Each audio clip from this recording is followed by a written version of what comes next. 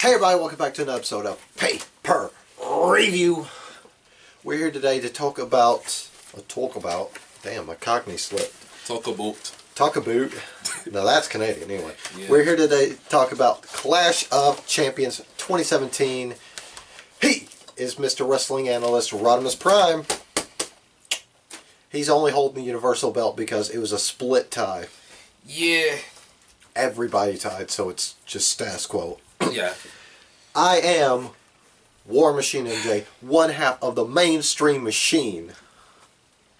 The other half is I don't know. So anyway, ain't no telling.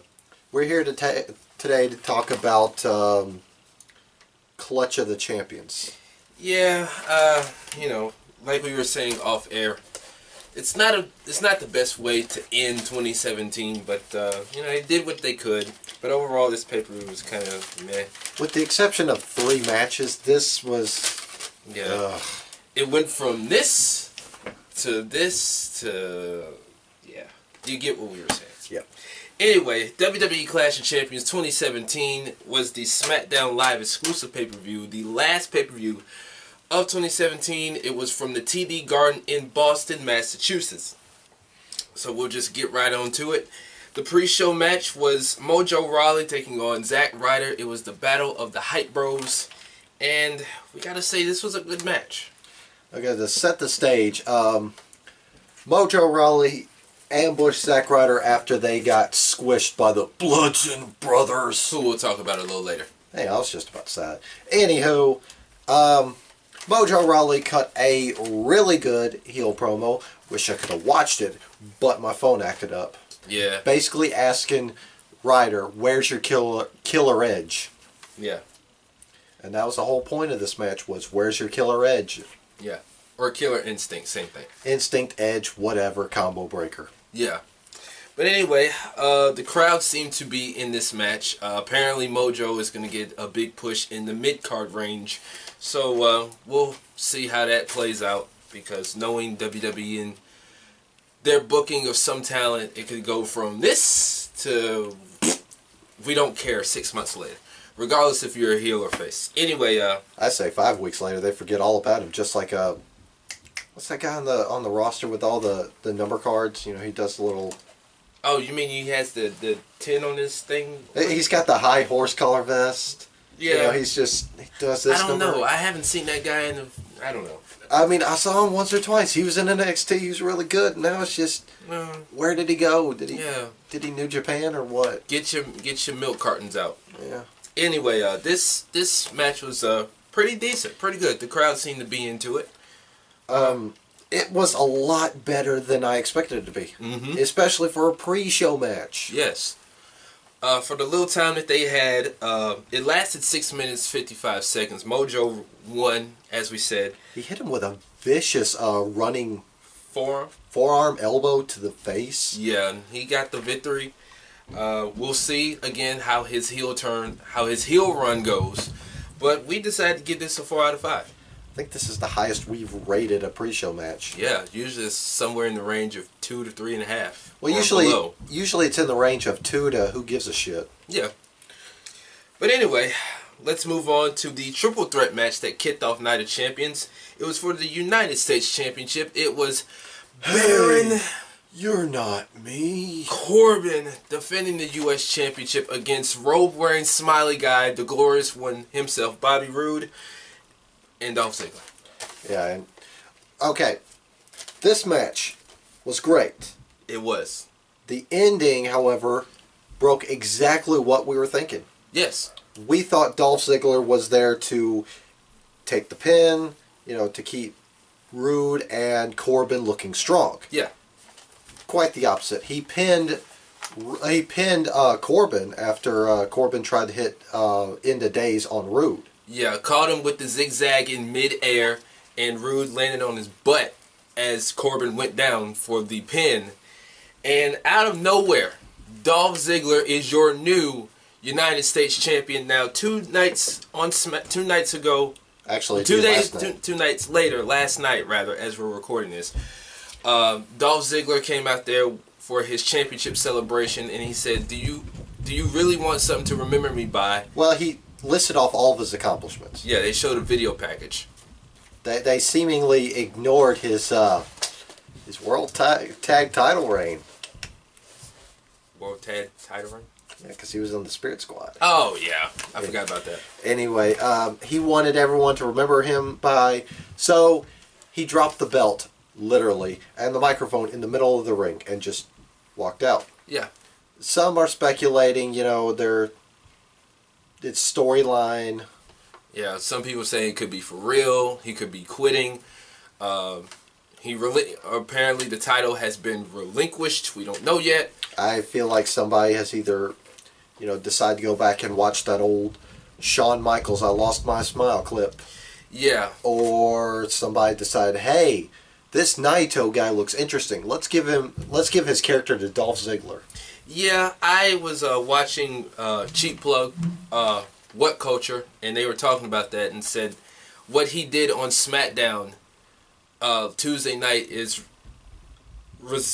similar to Shawn Michaels' infamous "I Lost My Smile" promo where he relinquished the belt and he was crying on TV.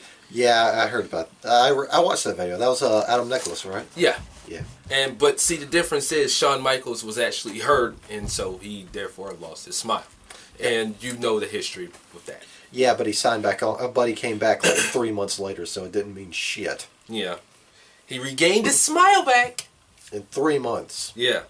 Anyway, Dolph Ziggler won, as we said, new U.S. champ. 12 minutes, 45 seconds. We're giving this a 4.5 out of 5. Great match. Shock finish. Yes. And looking back on it, as mad as I was, I really can't fault them for putting the belt on Dolph. It was pretty funny when I texted you that he won. Like, your response made me bust out laughing. Yeah, because, like I said, I picked Rude, but I was just like, why? But like I said, looking back on it, I can see why the finish was what it was. Yep. Now, let's go to another match that was fantastic. It was the fatal 4-way, 1, 2, 3, 4. For the SmackDown Tag Team Championships, it was the Usos bringing the Uso Penitentiary to Boston, taking on the New Day, Chad Gable, and Shelton Benjamin. Because of y'all, I'm going to start saying that now. Yeah. And Aiden English and Rusev. And yes, it was Rusev Day, and every day will be Rusev Day. Now, before we talk about how good this match was, oh my god, it was so good. What? Let's start with the beginning. Rusev and English came out there first. Mm-hmm. The crowd popped. Yes. Huge. Yes. Aiden English got to sing all 12 days of Rusev Day. And the crowd was into it. In fact, well, he tried to add a 13th day. Yeah. When they got interrupted by the New Day. Yeah. But the crowd was not chanting New Day Rocks. They were chanting Rusev Day. Rusev Day. Rusev Day. Anyway. I saw somebody post asking if Aiden English or Elias were singers, who would win a Grammy first. I picked Aiden English because he's got an amazing voice. Are you kidding me? They both wouldn't get it. Then they would become a collaboration, and then they would both win. Yeah, they could win a Grammy each. Although I got to give props to the Usos rendition of the 12 days. Oh my God, I laughed when I watched that. When I was watching it back from what I missed. 12 days. Locked down. 11 days. Locked down. 10 days. Locked down. 9 days. Locked down. 8 days. Locked down. You get it. Yeah. It was good though. Yeah, it was, and the crowd was into that too. I just laughed. But I will say though, Chad Gable, this dude, I was really skeptical of how they were going to book him after American Alpha broke up. This stuff with him and Shelton Benjamin is really working. Shelton Benjamin. It's really working right now. And those suplexes he gave to Rusev, Aiden English, pretty much every person in that match. Fantastic. The one he gave to English makes me cringe every time I think about it. Yeah, because he really dumped him on his neck. It looked like he just broke his neck. Now, luckily it wasn't broken. Now, my opinion on Gable, they have handled Gable, albeit rocky. Mm-hmm. They've handled him a lot better than they're handling Jason Jordan. We're not going to talk about that guy. I'm tired of him. We're going to stay on the SmackDown side of things. Okay. That's another conversation for another day. You got it. But this match was pretty good. The Usos... Oh, go ahead. I was about to say, it almost looked like they were about to give it to English and Rusev. Yes, especially when he locked on the accolade. The crowd was lit for that. I have never seen the crowd go crazy for the accolade. Like, for a rest hold. Exactly. Like, a fucking camel clutch rest hold. Like, they went nuts for that. I humble you. Yeah, but anyway, the Usos, they super kicked Chad Gable several times, hit him with the fraud splashes off the top rope, and they won. They retained the championships, 12 minutes, 54 seconds. We're giving this a 5 out of 5. Great match. Now, SmackDown clearly has the tag team division scene on lock. Definitely on lock. Which... They might need to step up their game since this week on Monday Night Raw. Say yeah! Yeah! Are back. Yes. Monday Night Revival. They need to put that shirt back on the shop. Yeah. I would buy that. They got a new shirt. Yeah. But it's not Monday Night Revival. No, it's not. But they're still back. Now say yeah. Yeah. Alright, now this is where the pay-per-view went from this to... Yeah, to... We're going to try and fill in jokes.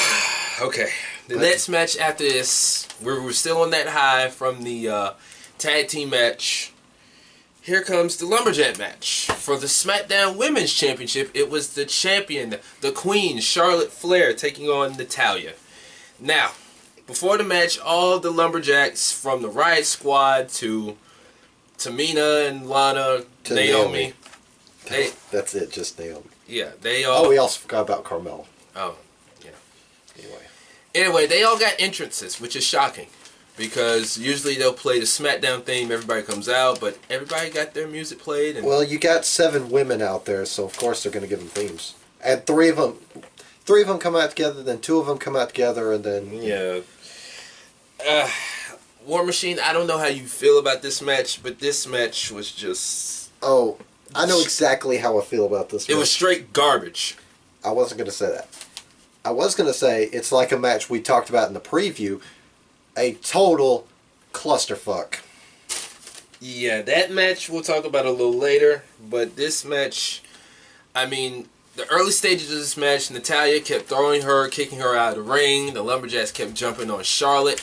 Charlotte, later on in the match, hit a moonsault where technically she landed on the floor and everybody just did their usual fall spot. Yeah. Naomi hit a dive on all the Lumberjacks, and just to sum all this up, Charlotte won with the figure 8 by countering the sharpshooter, made famous by the great Bret Hart. Natty got on the mic talking about how the fans turned on her, she's going to turn her back on them, she started crying, yada yada yada. So essentially she just went from heel to more heel. Yeah. If she's not talking about her cat, she's talking about whatever. Anyway, just to sum all this up, Charlotte won by submission, as we said. 10 minutes, 32 seconds. I don't know about y'all. 1.5 out of 5. This was straight fucking garbage. I'm sick of the lumberjack match concept because it doesn't mean anything anymore. No. I mean, if they would do away with it and bring it back every so often, yeah, it'd be great. But one thing we forgot in this match. Carmella teased a cash-in. Oh, yeah. She teased it, but then she got kicked in the face. You know, nothing against Carmella. I'm not a big fan of hers. She's okay. I will be glad when she cashes in that briefcase. I'm so sick and tired of seeing her with that briefcase. Ooh, idea. What if she cashes it in on WrestleMania? What if she Seth Rollins it? Ooh. And they finally give the women the main event slot and she steals it. I would have no problem with that. Mm-hmm. I would have no issue with that whatsoever. Neither would I. Now let's move on to a match that we're just going to sum up real quick. It was Breezango taking on the Bludgeon Brothers. And they basically whooped Breezango. 1 minute 58 seconds. The Bludgeon Brothers won this match. We're not even going to waste our time by rating this match. Harper! Rowan! They need to do something better with Harper. They do, because that gimmick is just... He sounds so dejected. He sounds so forced. Like, It sounds like he's trying to do a bad Ultimate Warrior impression. Oh my God. The energy of the sun makes me a bludgeon brother. Lord have mercy. This man is a I assume certified genius from what everybody says. Give this man a prominent gig. They should have stuck with the gig they had with him before WrestleMania, before they took him off TV for like 6,000 years. You mean random guy that goes around shouting, "Yeah!" That guy. Okay. With the dirty wife beater. Like. Actually, before they took him off TV, he had a black wife beater. Yeah, I noticed that, but I'm saying like when he had the white one on. Yeah. Like, anyway. Now, let's talk about the other clusterfuck match that was. It was... Oh, it got even more clusterfuck. Oh, boy. I don't know where we should begin with this, but it was Kevin Owens and Sami Zayn taking on Randy Orton and Shinsuke Nakamura with Shane McMahon and Daniel Bryan as both special guest referees. If Zayn and Owens lost, they would be fired from not only SmackDown, but from all of WWE. Now, and both Shane McMahon and Daniel Bryan were active during this match. Exactly, and I mean active. Well, like, Shane originally was thinking, oh, tag in, tag out. No. They were going to be counting the pinfalls at the exact same time. Now, just to set the stage for this, during the show, I think it was Shane. He was trying to get a size fitted for his shirt. No, that was Daniel Bryan. Oh, that was Daniel. Excuse me. Because Shane came in, mine fits just fine, even though it's a custom made for him. Yeah, and his shirt is about, yeah, the sleeves about come up to here. He's got no business wearing tight shirts. No. Anyway. And then Daniel Bryan told him we're both going to be in the ring at the same time. Now, before that, this sets the stage where, you know, Kevin Owens, he says he's been screwed by Shane throughout the summer. He beat up his dad. Sami Zayn helped him at Hell in the Cell to beat Shane McMahon, so on and so forth. So we get to this match. And besides this match being a clusterfuck, I don't know which clusterfuck was more, this match or Randy Orton's hair. And just for the record, I don't check dudes out like that. I'm just saying from what I saw, his hair was like everywhere. Like I said off air, you know, when we were getting here, his hair looks like midlife crisis hair. He looks like he hasn't gotten sleep in like 6 weeks. He has that John Cena type hair. Yeah. I mean, hell, I need a haircut, but it wasn't that bad.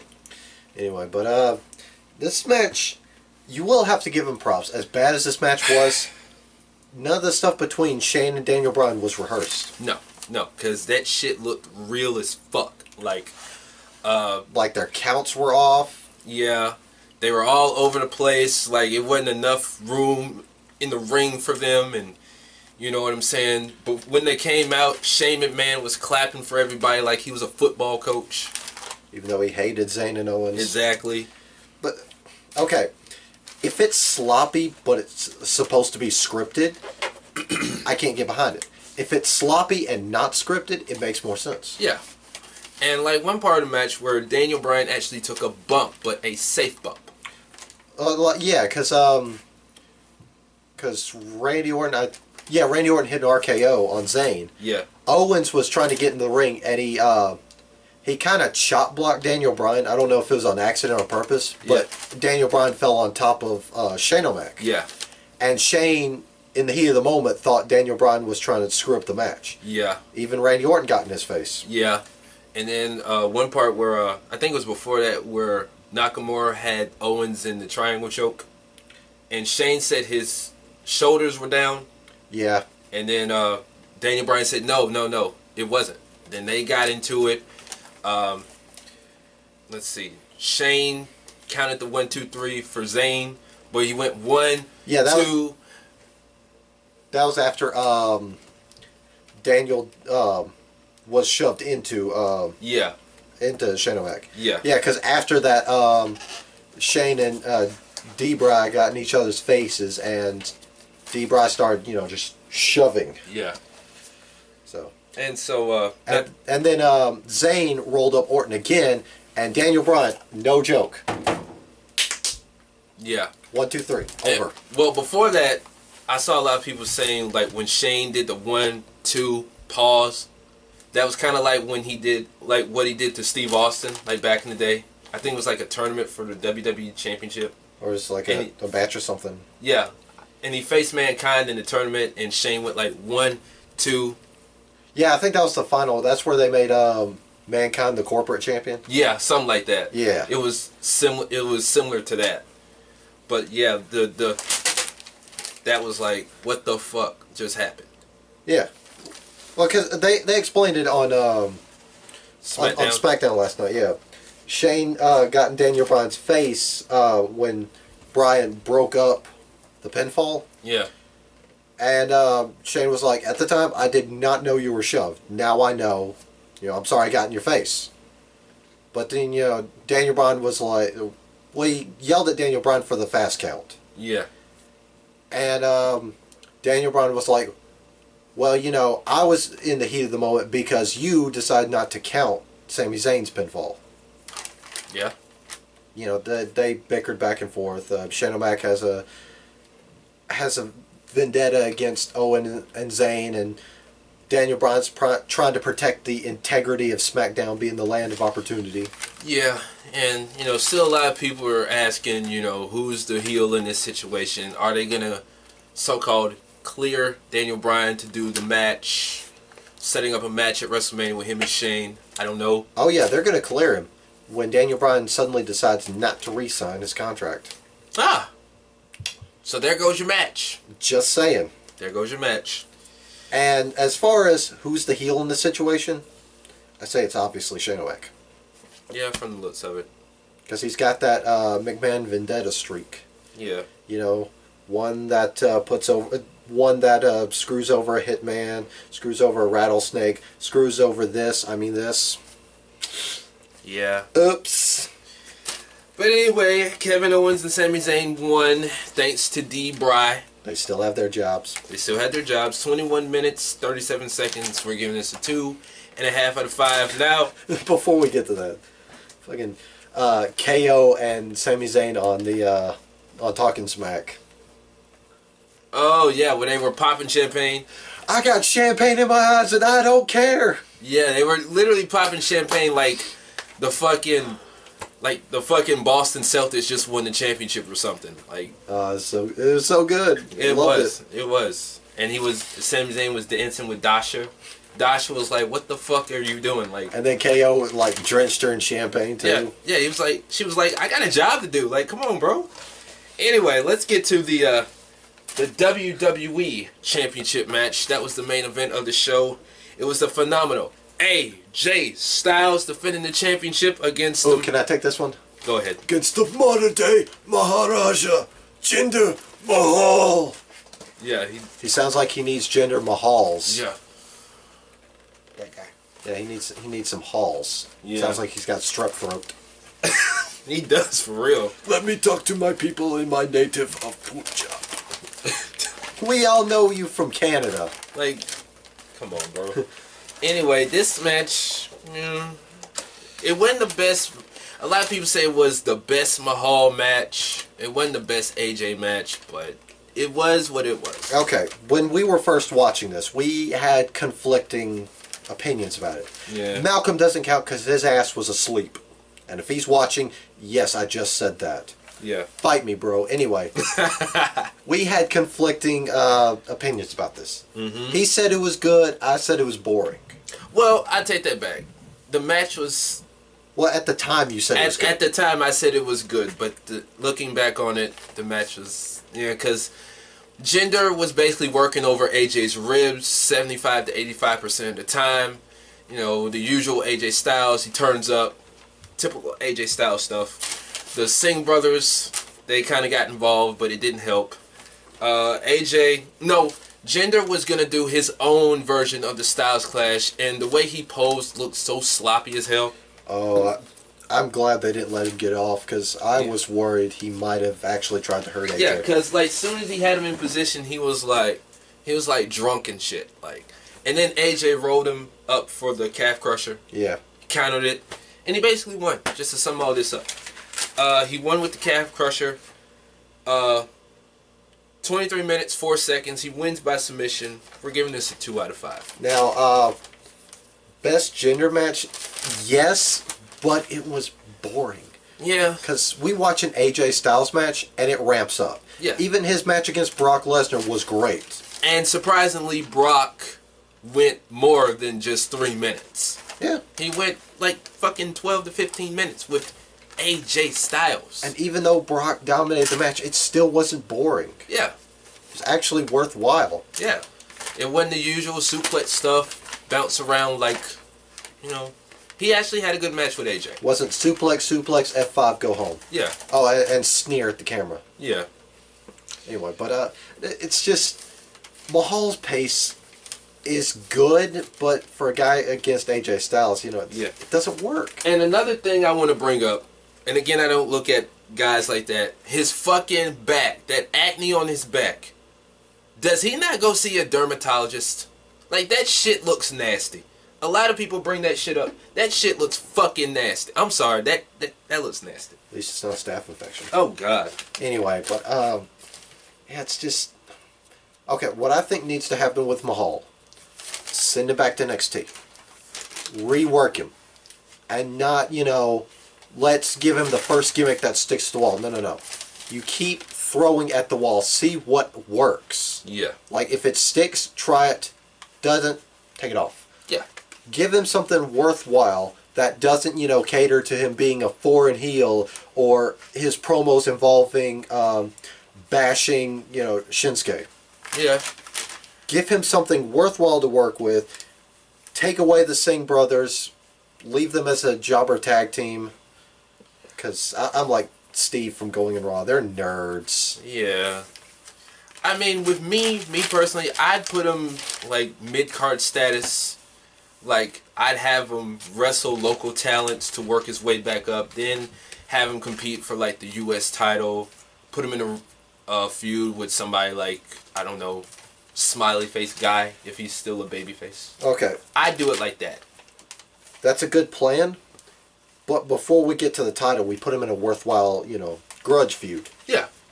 Put him in a feud against McIntyre. Yeah. They're two dudes, same size. Mm-hmm. Work kind of the same pace. Mm-hmm. So that, and besides that, you've got that history. 3MB. 3MB, you know, they split, and you know it's pretty much gender's jealous of what McIntyre's been doing. Yeah. I did see a picture where McIntyre was training with Mahal the other day. Yes, there you go. So, you know, good point. But I mean, I think that would work in combined with my idea of repackaging him and then reintroducing him. Yeah. Yeah, like I said, start him from the ground up, have him wrestle local talents, and then, you know, put him in that real rivalry with somebody. Yeah. But good example. Anyway, superstar match, overall rating. Superstars of the night go to Mojo Rawley, Dolph fucking Ziggler, Chad fucking Gable, Rusev, Aiden English, and Daniel Bryan. Matches of the night go to Rawley versus Ryder, the U.S. title match, and the tag team title match. Overall rating, it gets a 2 out of 5. Look at that. Mojo Rawley's first appearance on our post awards. He gets superstar and match. Look at that. He's doing a good job for his first time as a heel. 3 weeks later, they're going to drop the ball, and 5 weeks later, we're going to forget who he is. We'll see how it turns out. He's gonna win on main event. That still airs on the network? Apparently. I didn't even know it existed. I know they canceled Superstars, but main event, let's just go ahead and close. I think I watched 1 or 2 episodes when it was on cable TV. Exactly. Anyway, but that is all for our Clash of Champions. Like we said, a bad way to end 2017. Yeah. But don't worry. Don't worry. There's a bright, beautiful horizon. I'm not talking about 2018. 2018 can go fuck itself. I'm talking about January. Yes. Because on the horizon, on that bright, shiny horizon, look with us now, is a beautiful kingdom of Wrestle. Oh my God. Where it's going to be an Omega and an Alpha squaring off.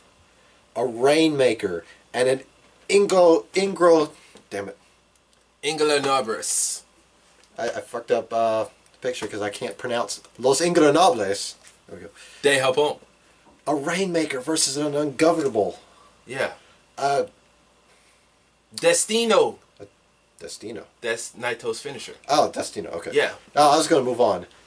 A superstar of Japan taking on, you know, somebody with some royalty to his name.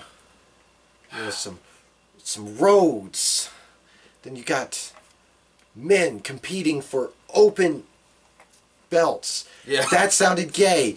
But you get what I'm saying. Wrestle Kingdom 12, baby, is on the horizon. We're not that far away from Wrestle Kingdom. We're, what, 3 weeks away? Because we got Christmas, we got New Year's, then we got Wrestle Kingdom on the 4th. Yes, and that's on the Wednesday. We're just 3 weeks away. 3. And then after that, Takeover. Yes. Takeover. Then the Royal Rumble. Meh. We'll talk about that another time, but let's stay focused. Yeah. Let's one step at a time, people. One step at a time. Back to our stuff. We've made clowns enough. See, this is for, you know, making up for a crap ending. We gotta make y'all laugh some type of way. Hopefully, we gotta inject the power of positivity. Yeah. Anyway, but as far as stuff that we got coming up, we're trying our hardest to take care of backlog stuff. Yeah. Involving our review of Lucha Underground Ultima Lucha Trace. I almost forgot the name of the event. We got our WonderShop Year-End Awards. This guy is going to talk about that beautiful Kingdom of Wrestle that's coming soon. Yes. Stay tuned. Stay tuned. Just wait for it. Let's see, what else were we going to do? Preview and review. Well, review of the Kingdom of Wrestle. Kingdom of Wrestle, yes. Yeah. Yes, wonderful. Soon we'll have preview and review of Takeover. Takeover and the Royal. Royal, yeah. The Royal, yeah. That's what we'll call it right now. Royal, yeah. Although the only the positive so far about that is Elias is entering the Rumble. He's going to win this year. And the first ever Women's Royal Rumble. Oh yeah, I forgot about that too. Yeah. I was just hyped about Elias winning the Rumble. I mean, he's the only person in there, so he's guaranteed to win. What about We Are Defiant? Oh, Refuse to Lose. I still have to do those. I have to rewatch all those shows. Okay. So, but yeah, I'll be taking care of that. Speaking of which, Defiant, their next iPay-per-view is going to be Chain Reaction. I have to remember when it is. February 18th. Okay, it's February. Good. I got some time. Anyway, we're gonna finish up our year-end award deliberations. Yeah, we're still working on part 2. Just wait on it. We just need to get Mainstream in here. Yeah. Which he's off work until 2018, so that shouldn't be too bad. We just can't get all 3 of us together. Yes. Anyway, then we got our WonderShop year-end awards, which that might happen in January, it might happen in December. I don't know yet. Just stay tuned. We're working on a lot of stuff. Again, that one revolves around all 3 of our work schedules. Let's see, what else? Don't forget to follow us on Facebook, like us on Twitter, Instagram. Subscribe to us on Instagram. Take a look at our pictures on YouTube. Patreon. Patreon. The $1 tier has opened for War Machine Day / Christmas / New Year's. It is open. The $1 tier gets you access to that guy's show, to my show, to Mainstream. Oh wait, he's not here. To Vintage Review, where, spoilers, we're going to be reviewing the greatest WrestleMania of them all thus far. WrestleMania X8 or 18, the WWE WCW Dream Card. We'll definitely take a look at that, and when we're done, we will definitely review it for you. Anyway, but if you somehow miss this $1 tier, that's okay. The $5 tier will always be open. Yep. So, yeah, you can catch our content for either $1 or $5. I think that's new. And once you subscribe to that $1, you are locked in until you decide, I don't want to see these assholes anymore. Yeah, it's the same way with $5. Yeah. $5. $5. Mm-hmm. Anywho, let's see. I'm trying to think. What else? We got a lot. Yeah, we do. We need to write this shit down. Yeah. Trying to think. What other stuff do we have coming up on the horizon? I know Mainstream said he wanted to rant. Yeah. I forgot what about. Oh, it's about EA and their loot crates or their loot box systems. Oh, what's wrong with that? Let's see. There's a big thing going around that you know, they did the Star Wars Battlefront, right? Mm-hmm. And they basically locked the rest of the game behind a paywall. Like, you had to buy their loot boxes in order to get better at the game. You know, go forward. Why? Because they're greedy little fuckbags. Their stock is plummeting. So it's only a matter of time before they shut their doors. I'm glad I don't play those games. So, all you people out there, and to EA. Wow. Okay. Let's see, we're 2K guys. Say yeah. Yeah.